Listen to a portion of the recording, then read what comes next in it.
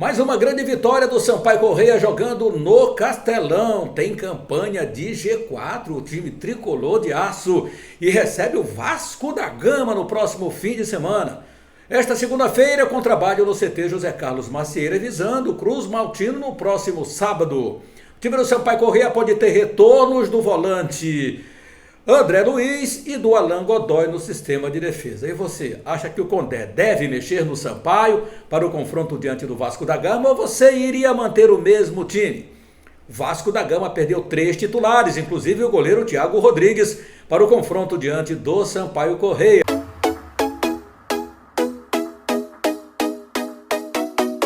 Minha galera, um grande abraço, seja muito bem-vindo ao nosso canal Lécio Costa Narrador. Estamos iniciando aqui mais um conteúdo para você.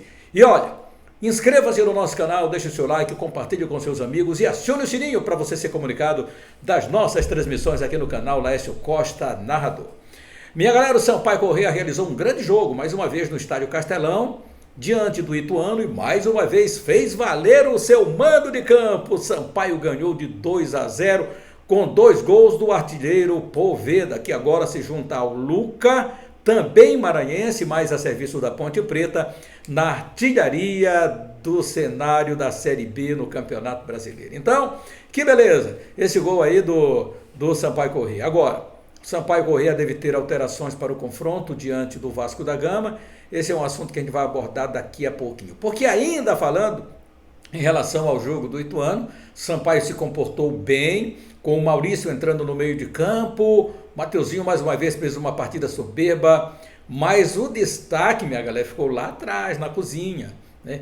Gabriel Furtado entrou no lugar do Alan Godoy, que estava com cansaço muscular, e não é que o cara deu conta do recado, mas isso aí não é surpresa para ninguém, porque Gabriel era jogador do Palmeiras, e sempre que atuou, jogou dessa forma, com vibração, não tinha lance perdido, quer dizer, animando e chamando a atenção de todos dentro de campo, principalmente o sistema de defesa do Sampaio Corrêa tinha que estar ligado, né? Em todas as bolas pelo alto, ele ganhou todas.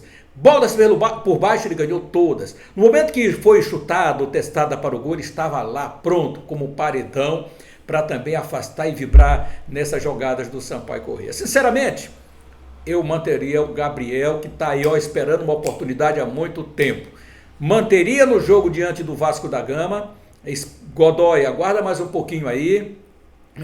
O time não sofreu gol, se comportou muito bem, essa dupla Gabriel e Nilson Júnior. Gostei muito do Pará no lado esquerdo, mais uma vez demonstrou que é o jogador hoje titular da posição. Tem lá o Hipólito, tem lá ainda o João Vitor, mas o Pará vestiu a camisa aí com responsabilidade, com capacidade, fez um grande jogo também no Sampaio Corrêa diante do Ituano.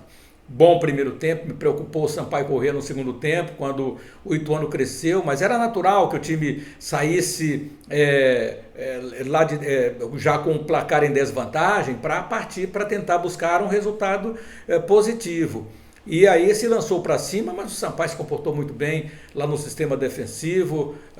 Apenas o Sampaio, mais uma vez, tem que ter cuidado com essa bola, que no momento que os times estão atacando, tem sempre um jogador solto, o Sampaio olhando para a bola, esquecendo que tem um jogador solto ali na grande área, isso é perigoso. Eu também falei aqui que Bernardo Chapo era um atacante que atacava a bola, um zagueiro que atacava a bola, essas bolas altas na área, então o Sampaio teria que ter muita atenção, ainda bem que nenhuma bola dele, uma foi para fora, a outra bateu no Gabriel, a bola não entrou, mas aconteceu. E o time do Ituano acabou amargando mais uma derrota fora de casa. O time tem muita transição, já ganhou fora, só ganhando 2 partidas.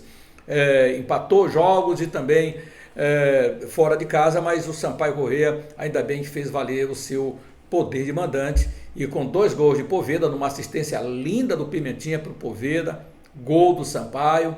Depois uma cabeçada do Maurício, Poveda no meio do caminho fez o desvio, matou o goleiro do Ituano, Pegolari, e a bola foi lá para o fundo do gol, marcou 2 gols, é artilheiro hoje do Campeonato Brasileiro, ao lado do Luca, que é do Alto Parnaíba, Maranhão, mas que joga pelo time da Ponte Preta. Então o Sampaio Corrêa vai se destacando aí nesse Campeonato Brasileiro. Poveda com 8 gols e já despertando interesse de muitos. Eu vi comentarista falando, é um jogador que está se destacando e daqui a pouco está aí no time grande, já que hoje no futebol brasileiro não temos grandes artilheiros. Hoje, se o cara marca um gol, marca 4 gols, ele já é o cara. 4 gols já é o cara, né? Aí a gente vê o Fred que já se despediu do futebol, que é um dos maiores artilheiros do Fluminense, 199 gols, um dos maiores artilheiros também do Campeonato Brasileiro, perde por Roberto Dinamite, que marcou 189 vezes no futebol nacional. E aliás, o Fred também homenageou o Roberto Dinamite, o Vasco elogiou e homenageou também o Fred, mas o Poveda, logo no intervalo do jogo, ele já saiu, já tinha marcado um gol, mas resolveu também fazer uma homenagem ao seu ídolo. Segundo ele, o ídolo dele também é o Fred. Para você ver, o Poveda ele é muito jovem, um atacante de 23 anos de idade. Então, Poveda, fala aqui no canal Lécio Costa Narrador, veja o que disse o Poveda. Fica fácil você jogar com jogadores da qualidade do Pimenta, do Vila. Fui feliz ali na finalização. Gol importante para deixar a gente na vantagem no segundo tempo. Eu já queria também aproveitar, tentei ali fazer uma homenagem ao Fred, que acho que não é só ídolo meu, mas de milhões de pessoas aí. Um cara que teve uma carreira muito vitoriosa, que está se aposentando hoje. Também deixar aqui também o meu agradecimento ao futebol dele, né, que serve de inspiração aí, principalmente para a gente que é centroavante. De Poveda homenageando o Fred, que se despediu do jogo diante do Ceará. Foi uma festa muito linda que o Fred, que a torcida do Fluminense proporcionou no Maracanã, diante do Ceará Sporting Clube. Então a despedida do seu ídolo, que agora vai aproveitar apenas para descansar. No fim do jogo do Sampaio Corrêa contra o Ituano, quem mais uma vez brilhou, e se não foi tão brilhante no segundo tempo, porque o Sampaio Corrêa se retraiu um pouco mais e resolveu que ia sair em contra-ataques, mas para sair em contra-ataques ele tem que ter uma aproximação ali com o Pimentinha. Então o Pimentinha ficou um tanto quanto isolado, mas ainda assim foi um dos grandes nomes desse jogo, dessa vitória diante do Ituano. Pimentinha fala aqui no canal Lécio Costa Narrador. A gente fez um bom primeiro tempo, a gente sabia que ia ser um jogo difícil, é um time muito forte, um time tecnicamente também bom, que tem uma bola aérea muito forte. A gente sabia que ia ter algumas dificuldades também, a gente sabia disso, o professor tinha passado pra gente. É um time que impõe muita dificuldade, mas a gente soube sair, soube sofrer na hora certa. E acho que a gente foi merecedor, mais uma vez uma vitória dentro de casa, importante, se afastar ali de baixo ali, ficar no pelotão ali entre os 10. Tem um jogo difícil agora no próximo sábado contra o Vasco da Gama. A gente conta com a presença da nossa torcida aqui, se Deus quiser, sair com mais uma vitória. O velho Pimenta, que já tem muita gente lá no Vasco da Gama preocupada, hein? Como é que vamos parar o Pimentinha? Como vamos parar o Pimentinha? Não sei, problema lá deles para parar o Pimentinha. O Pimentinha é o maior driblador da Série B, sempre no jogo contra o Ituano tinha dobra em cima dele, mas soube jogar com muita inteligência e o Sampaio Corrêa conseguiu então, com mais uma boa atuação do Pimentinha, chutou ainda a bola no travessão, a bola explodiu no travessão, não entrou. Enfim, meu amigo, mandou bem lá o nosso grande Pimenta. E o técnico Léo Condé iniciou a semana do Sampaio Corrêa em relação ao que vai fazer essa semana. 2 jogadores não participaram desse confronto diante de Ituano, que foi o Alan Godoy, foi poupado porque estava com cansaço muscular. O problema vai ser onde ele vai voltar agora, porque com a atuação que o Gabriel Furtado teve, eu não mexeria no sistema de defesa do Sampaio. Gostei muito do sistema de defesa do Sampaio. Então, Codé, mantém esse time, essa zaga, foi boa. No meio de campo, a volta do André em lugar do Maurício, pode ser, mas o Maurício também fez uma composição muito boa, uma cobertura muito boa nas laterais. Gostei muito da participação ali do Maurício.